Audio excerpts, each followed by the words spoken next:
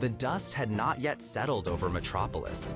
Buildings still smoldered, and the air thrummed with the lingering echo of otherworldly energies. Yet, amidst the chaos, a different kind of silence had fallen. The hush of collective awe, followed by a fragile, tentative breath of relief. David Graves, an author usually engrossed in the hidden histories of the paranormal, found himself not in his meticulously catalogued study, but on a debris-strewn street, clutching his trembling family.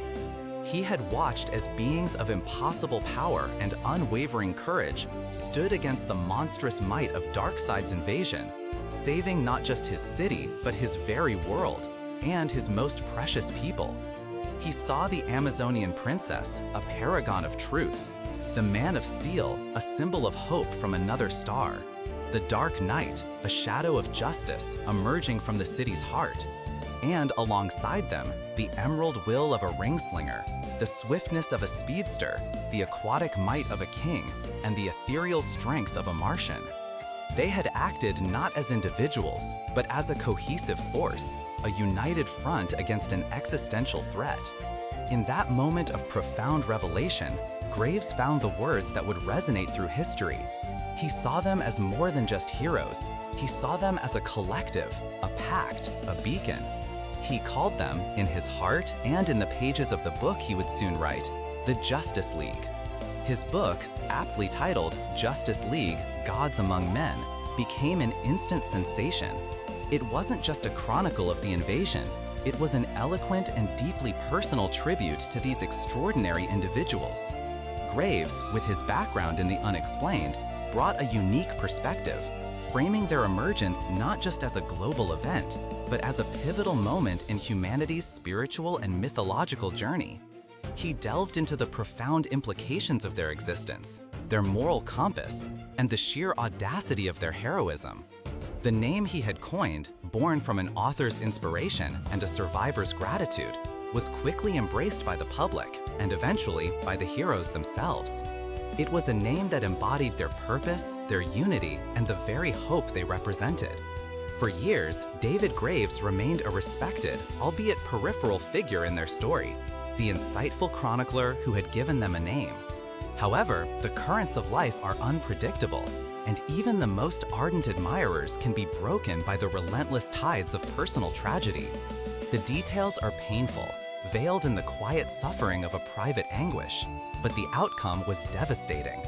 A loss so profound and so consuming fractured David Graves' spirit.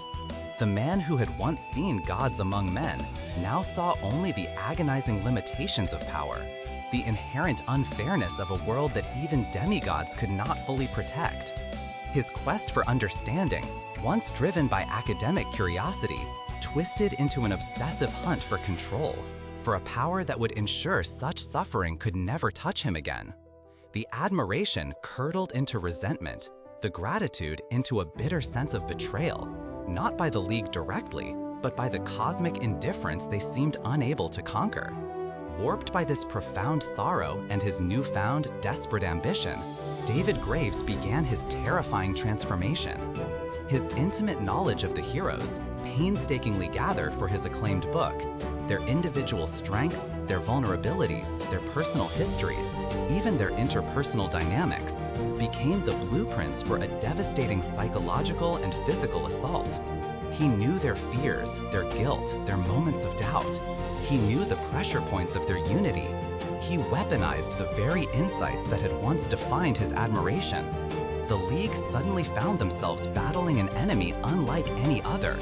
This was no alien conqueror or mad scientist driven by abstract ambition.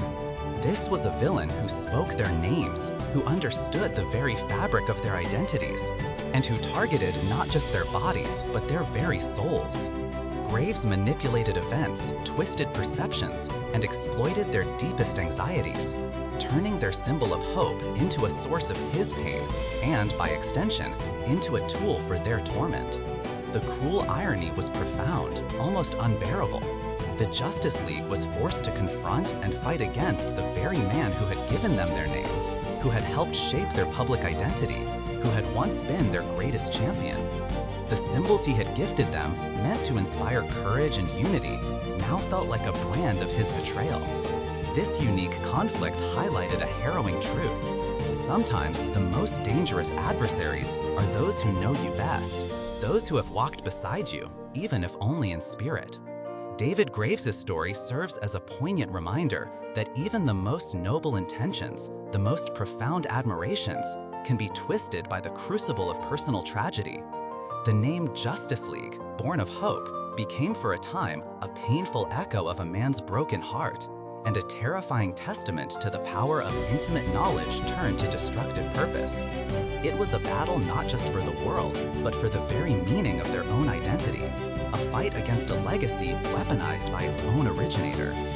What are your thoughts on this profound irony? Have you ever considered how a name, a symbol, can be twisted and repurposed by unforeseen circumstances?